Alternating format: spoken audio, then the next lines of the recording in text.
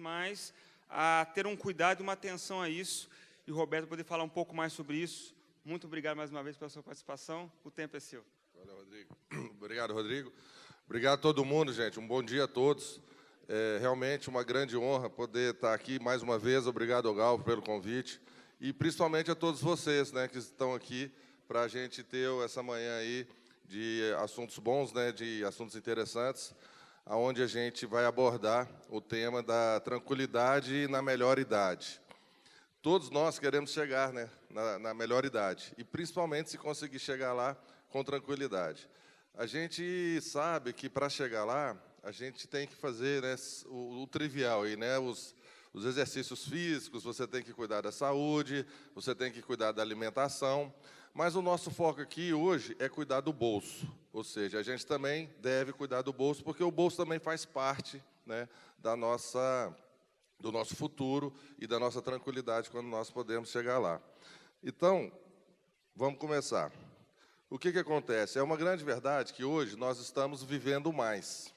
Todos nós estamos vivendo mais. Hoje, para vocês terem uma ideia, já se vive, a expectativa de vida já é de 76,7 anos que a gente tem pela frente. Em 2060, nós teremos já, quem nascer em 2060, a expectativa de vida já vai passar para 81,2 anos. Então, isso é um reflexo muito interessante de a gente estar... É notícia boa, né? A gente viver mais. Só que é o seguinte, quem paga a conta, né? Se você parou de trabalhar, se você já está na melhor idade, você não está produzindo mais, alguém tem que produzir por você, para você ter, receber a sua conta, né? Receber o seu salário, lá, a sua aposentadoria. Hoje, nós temos já 7,4 pessoas ativas para pagar a conta de um idoso.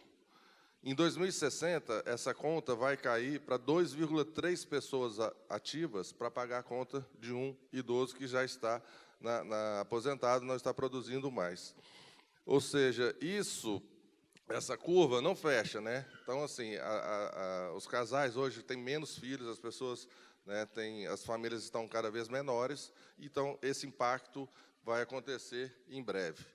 E uma outra pergunta, né? Como nós vamos sobreviver dessa maneira? Se 2,3 pessoas vão pagar a conta, como que a gente espera se manter quando chegar na velhice? Ou seja, 54%, numa pesquisa que foi feita pelo IBGE, 54% das pessoas esperam sobreviver do INSS. 27% das pessoas, eles têm expectativa de ter renda de algum outro trabalho, né, de continuar aposentado, mas, na verdade, trabalhando. 24% das pessoas, eles esperam ter recursos próprios, esperam ter renda de aluguéis, de imóveis, né, venda de imóveis e tal, herança, né, alguma coisa nesse sentido. 8% apenas das pessoas pensam em ter renda de um plano de previdência privado. 7% das pessoas pensam ter outros benefícios do governo, como Bolsa Família, algo nesse sentido, e 6% das pessoas querem viver dos parentes, né?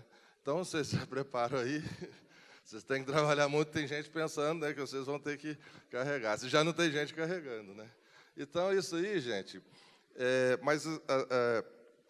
com qual rendimento vocês vão chegar lá na frente, né? Essa equação mostra que 47% das pessoas ganham um salário mínimo através do INSS. Então, você pensa, 47% das pessoas ganham um salário mínimo. Então, não vai dar nem para um, imagina para bastante de gente, né? E apenas 3% das pessoas têm uma renda aí máxima, né, de entre 5 e 6 salários mínimos, tá certo? Então, ou seja, assim, não tem muita grana para dividir, não. O que nos mostra isso? Mostra que nós temos que ter um plano B. Né? Se você viu que, através do governo, né, através do órgão público, né, você não vai ter como se virar, temos que ter um plano B. Então, o que você deve fazer com o seu dinheiro? Primeira coisa, você deve planejar mais. Você tem que ficar mais atento com o seu dinheiro. O dinheiro hoje, ele vale 2 vezes o que ele vale, né? Porque o dinheiro guardado, ele hoje está valendo o dobro. Então, você tem que, além de planejar mais, você tem que investir melhor, você tem que ter qualidade nos seus investimentos. Você não pode dar bobeira com o seu dinheiro. E, além do mais, também, você deve proteger o seu patrimônio, ou seja, aquilo que você já conquistou, é muito importante que você dê um grande valor a ele mesmo, tá certo? Agora, qual que é uma boa opção? Uma boa opção é você ter um plano de previdência privada, né?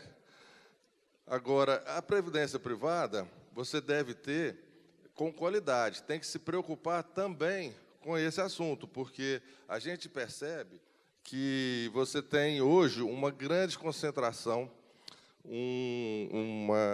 uma forte concentração em 5 participantes. Você tem hoje 746 bilhões de reais já em previdência privada, onde você tem 93% dessa grana em apenas 5 casas. Ou seja, você tem ali o Brasilprev, com mais de 200 bilhões, você tem o Bradesco, você tem o Itaú, você tem a Caixa e você tem o Santander. E você tem apenas 40 bilhões, ou um pouco menos de 40 bilhões, distribuído em novos participantes desse mercado. Só que, o que vem acontecendo? Esses 5 gigantes aí está trazendo uma baixa rentabilidade. Os 5 maiores produtos hoje de previdência privada, se você pegar ali ficou um pouco pequena a letra, peço desculpas, mas você vê ali, são 3 fundos da Previdência do Brasilprev, é um fundo do Bradesco e um fundo do Itaú, se eu não me engano, é isso mesmo. Ali tem 200 bilhões. Nesses 200 bilhões ali, você tem uma rentabilidade de apenas 92,5% do CDI. Ou seja, eles não estão performando nem os 100% do CDI. Agora, essa baixa rentabilidade é um problema sério que vocês devem se atentar. Mas existe uma luz no fim do túnel. Por quê? Porque novos participantes estão entrando nesse mercado e estão conseguindo performar melhor, estão conseguindo trazer rentabilidades mais altas. Então, hoje, nós temos, por exemplo, ali, eu fiz um simulado, né, um comparativo dos fundos com a poupança e com o CDI. Então, você tem aquela curva lá, que você consegue ver. Não sei qual que é melhor para vocês verem, aquele lá, né? Cadê a luzinha? Aqui. Aqui você tem a poupança, o CDI e o fundo Capitânia, que é um fundo novo, que que chegou no mercado. Você tem, no meio do caminho, você tem aqui os 5 grandes fundões lá, que tem uma grande parte do dinheiro dos poupadores aí de previdência privada. Então, aqui, só para vocês terem uma ideia, o que está acontecendo. Esses fundos, né, que eu mostrei para vocês, tem um deles que tem rentabilidade de apenas 2,15% do ano todo de 2018.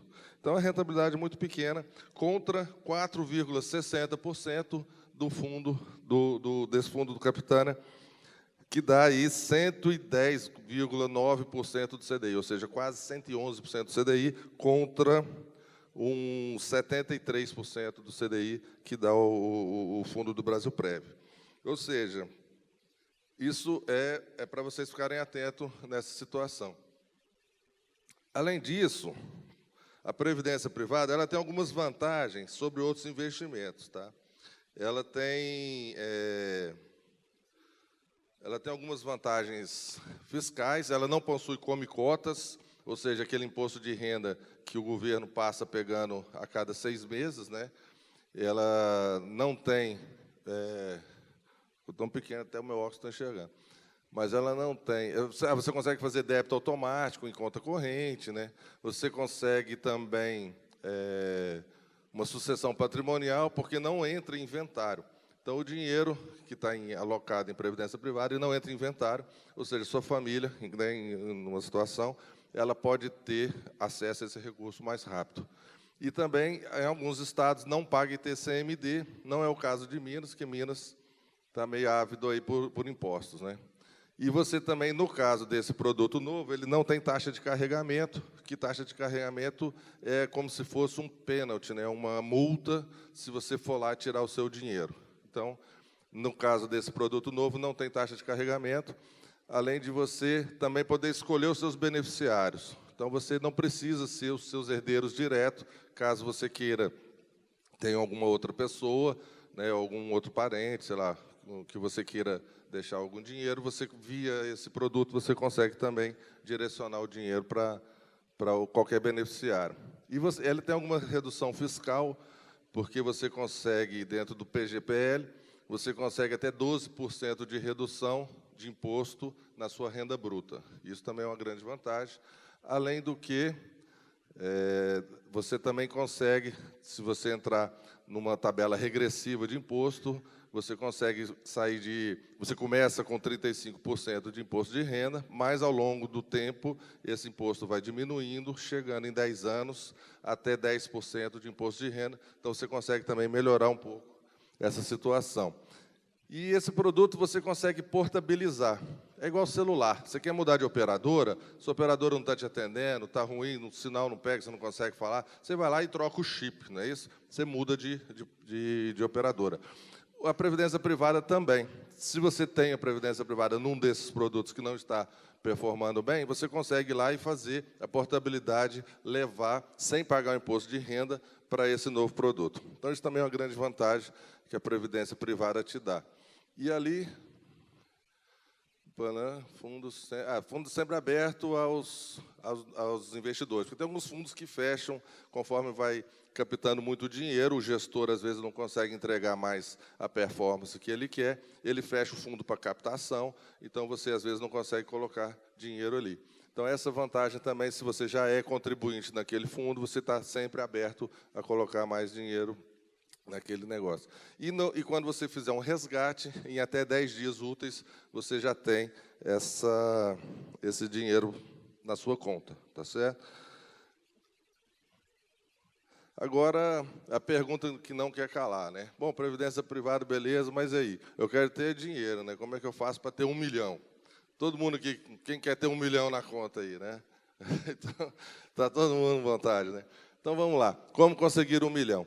Na verdade, só tem um jeito, né, gente? Guardando dinheiro, né? Não tem como ter 1 milhão, ou jogar na cena, né? Aí você vai ter nem 1 milhão, é muito mais que 1 milhão. Mas vamos lá, o que você tem? Hoje a gente tem, né, produtos aí no mercado financeiro que você consegue, com uma rentabilidade de 8,5% ao ano, você consegue, com apenas R$ 1.020 mensais, né, de aporte mensal, você consegue 1 milhão em 25 anos. Tá? Se você tem uma capacidade de guardar mais dinheiro, você consegue diminuir esse tempo. Né?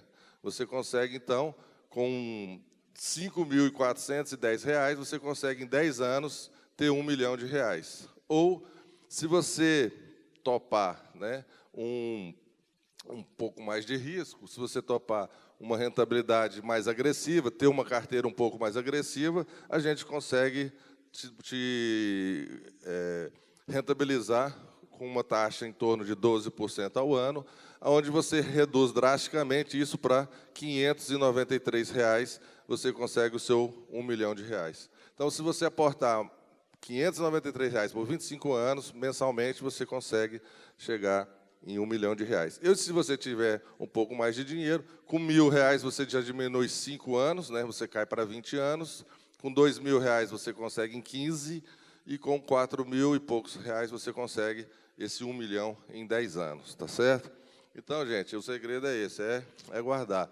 A hora que, às vezes, né, você for lá trocar de carro, às vezes você pensa, será que compensa eu trocar de carro? Ou será que compensa eu juntar esse dinheiro dessa prestação nova aí que eu ia fazer? Quem sabe, né, é um começo. Mas vamos lá. Então, quer dizer, isso se chama planejamento patrimonial. Tá? Então, você tem todas essas estratégias para você se planejar.